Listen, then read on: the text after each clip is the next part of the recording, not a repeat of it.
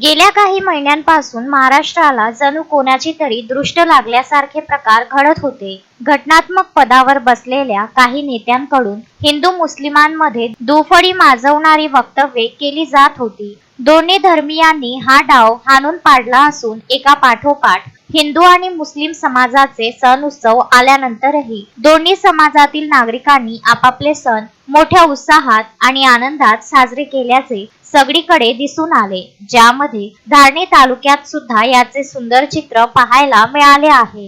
गेल्या 31 मार्च रोजी मुस्लिम बांधवांची ईद साजरी झाली, ज्यामध्ये हिंदू समाजातील प्रतिष्ठित नागरिकांनी मुस्लिम बांधवांना ईदच्या शुभेच्छा दिल्या. यानंतर हिंदू समाजाचा गुढीपाडवा आणि चैत्र नवरात्र साजरा करण्यात आला, ज्यामध्ये मुस्लिम बांधवांनी आपल्या हिंदू बांधवांना मराठी नववर्षाच्या शुभेच्छा देऊन जातीय एकोपा राखला. या सण उत्सवाच्या दिवसांमध्ये धारणी पोलीस स्टेशनचे पोलीस निरीक्षक अशोक जाधव यांच्या मार्गदर्शनाखाली पोलीस विभागातील अधिकारी, कर्मचारी आणि अंमलदारांनी अथक परिश्रम घेऊन रात्र आणि दिवस नागरिकांच्या सुरक्षिततेकरिता काम केले. पोलीस विभागाच्या या महत्त्वपूर्ण भूमिकेमुळे आणि नागरिकांमध्ये असलेल्या सर्वधर्म सहिष्णुता गुणामुळेच धारणी शहरात हिंदू मुस्लिम एकतेचे उदाहरण सण उत्सवाच्या दिवसांमध्ये दिसून आले आहे. आज देशामध्ये ठिकठिकाणी जातीय दंगली निर्माण झाल्याचे गंभीर चित्र दिसून येत आहे.